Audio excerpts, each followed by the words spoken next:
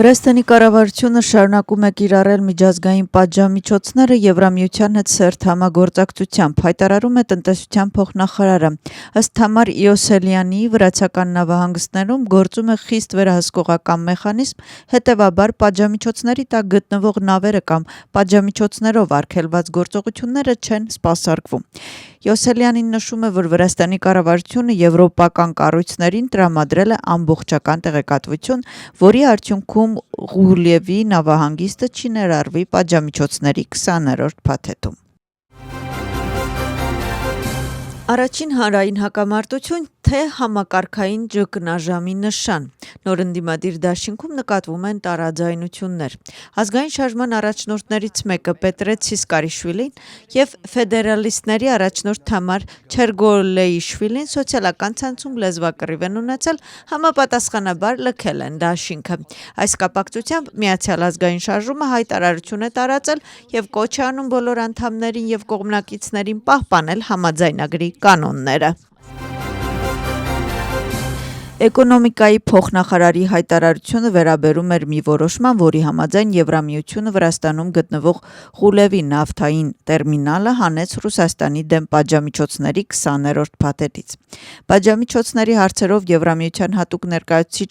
Դեյվիդ Օ'Սալիվանը որոշման մասին նամակով տեղեկացրել է Վրաստանի արտաքին գործերի նախարար Մակա Բոճորիշվիլիին։ Վրաստանի խորհրդարանի նախագահը սոցցանցում քննադատում է Գերմանիայի դեսպանին։ Շալվա Պապուաշվիլիի խոսքով Պիտեր Ֆիշերը փորձել է մանիպուլյացիաներ անել ստերով եւ հիմա, երբ ճշմարտությունը բացահայտվել է, նա չի ցանկանում ներողություն խնդրել։ Գերմանական հայտնի ազնվությունը ենթադրում է ներողություն նման դեպքում, բայց պարոն Պիտերի դեպքում կարծես թույլատրելի է նախ մանիպուլյացիաներ անել ստերով, ապա չնկատել ճշմարտությունը, գրում է Շալվա Պապուաշվիլին։ Խորհրդարանի նախագահը սոցիալական ցանցում կիսվում է Գերմանիայի դեսպանի փետրվարի 24-ին Ղուլիևի տերմինալի վերաբերյալ արած հայտարարությամբ, որտեղ դեսպանը նշում է, որ Եվրամիության պատժամիջոցների 20-րդ փաթեթը ներառում է նաև Ղուլիևի նավահանգիստը։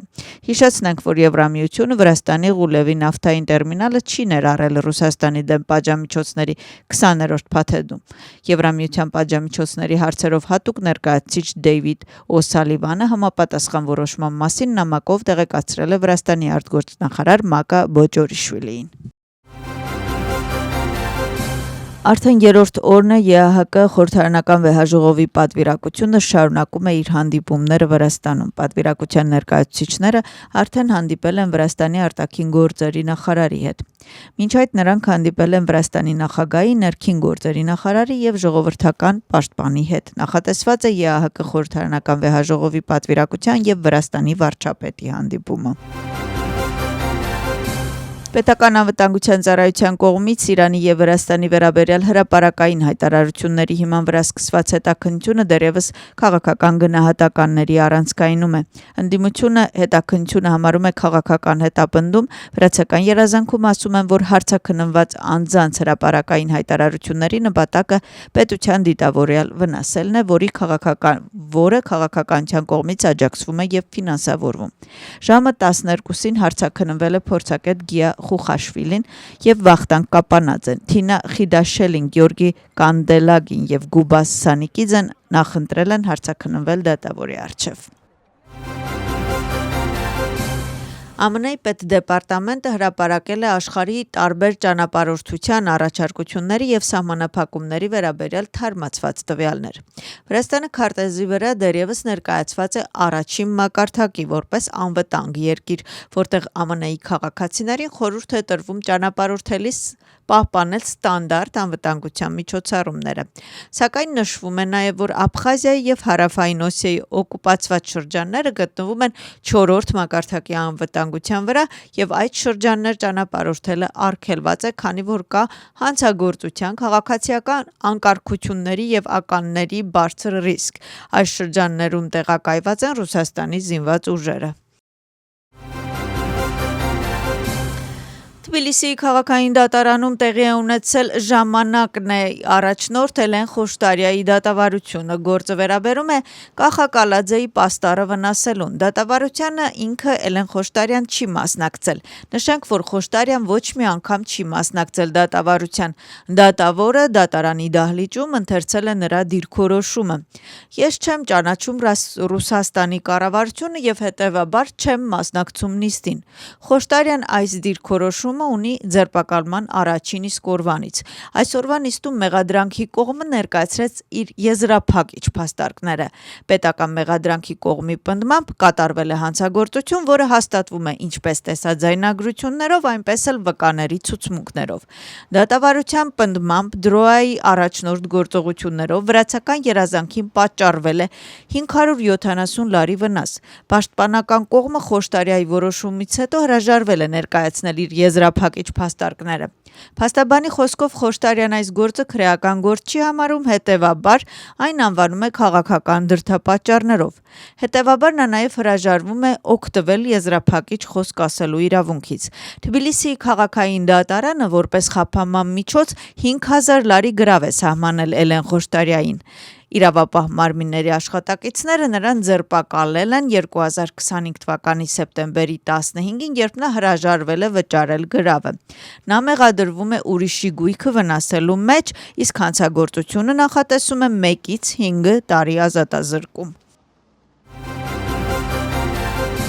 Իրանի և ԱՄՆ-ի ռազմական գործողության 10-րդ օրը Իսրայելի պաշտպանության ուժերը շարունակում են հարվածել Իրանին։ Թեհրանում, Սպահանում և Շիրազում ռմբակոծել են Իրանի տասնյակ ռազմական օբյեկտներ։ Իրանը պնդում է, որ ոչնչացրել է Իսրայելի արբանյակային կապի կենտրոնը։ Իրանի իսրայելական հեղափոխության պահպանակների կորպուսի տվյալներով ոչնչացվել է Թել Ավիվից հարավ գտնվող Հաելա կենտրոնը։ Բացի այդ, Իսրայելը շարունակում է հարձակումները Լիբանանի վրա։ Իսրայելի պաշտպանության ուժերի թիրախներն էին Հեզբոլլահի հետ կապված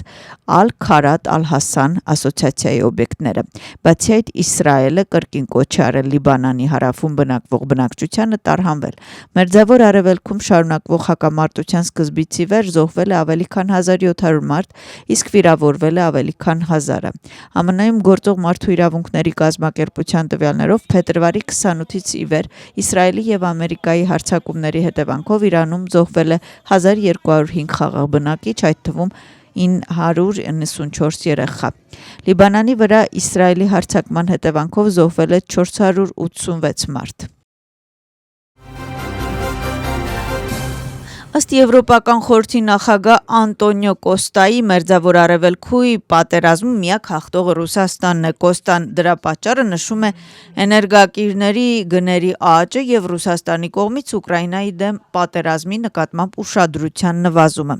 Նրա խոսքով նա շահույթ է ստանում ուղղորդելով ռազմական կարողություններ, որոնք այլապես կարող էին ուղարկվել Ուկրաինային աջակցելու համար։ Նա գտնվում է Ուկրաինայի ճակատի վրա կենտրոնացման նվազումից, քանի որ Մերձավոր Արևելքում հակամարտությունը կենտրոնական տեղ է գրավում։ Եվրոպական խորհրդի նախագահը նաև ընդգծել է, որ Եվրամիությունը պետք է պահպանի միջազգային կանոնների վրա հիմնված կարգը, որը նրա խոսքով այժմ մարտահրավեր է նետում Միացյալ Նահանգներին։